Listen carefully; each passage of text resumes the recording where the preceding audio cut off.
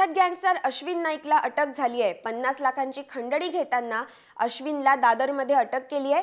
परिमंडळ 5 ने ही कारवाई केली आहे। अश्विन नाईक गँगस्टर अमर नाईकचा लहान भाऊ आहे आणि अंडरवर्ल्डमध्ये 1990 पासून तो सक्रिय आहे। दादरमधील संतोष पाटील या बांधकाम व्यावसायिकाकडून अश्विन नाईकने 50 लाखांची खंडणी मागितली होती। संतोष पाटील यांच्या पार्टनरने यापूर्वीच 50 लाखांची खंडणी अश्विन नाईकला दिली होती। त्यानंतर पुन्हा अश्विनने संतोष पाटील यांच्याकडे खंडणीसाठी तगादा लावला आणि त्यासाठी तो संतोष पाटील यांना वारंवार धमकावत होता। अखेर संतोष पाटील यांनी दादर पोलीस ठाण्यात तक्रार केली आणि अश्विन नाईकला पैसे घेण्यासाठी बोलावलं। त्याच वेळी सापळा रचून बसलेल्या दादर पोलिसांनी अश्विन नाईकला 50 लाखांची खंडणी घेताना रंगेहात पकडलं। गँगस्टर अमर नाईकचा लहान भाऊ 1990 पासून अंडरवर्ल्डमध्ये सक्रिय गुन्हेगारी जगतात प्रवेश केल्यानंतर सुरुवातीला अनेक वर्ष तो भूमिगत होता। इलेक्ट्रॉनिक इंजिनियर होता। अश्विन नाईक अमर नाईकमुळे गुन्हेगारी जगात आला।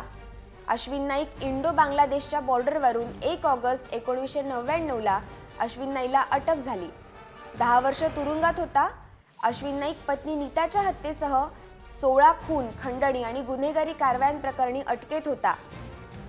जेलमध्ये असताना अश्विनला अर्धांगवायूचा झटका आला, तेव्हापासून तो व्हीलचेअरवर आहे। तपासादरम्यान दिल्ली पोलिसांनी त्याचा ताबा मुंबई पोलिसांकडे दिला नाही। पत्नीच्या खुनाच्या आरोपातून मकोका कोर्टाने त्याची सुटका केली। चिंचपोकळीमध्ये मुलगा आणि मुलीसोबत राहत होता।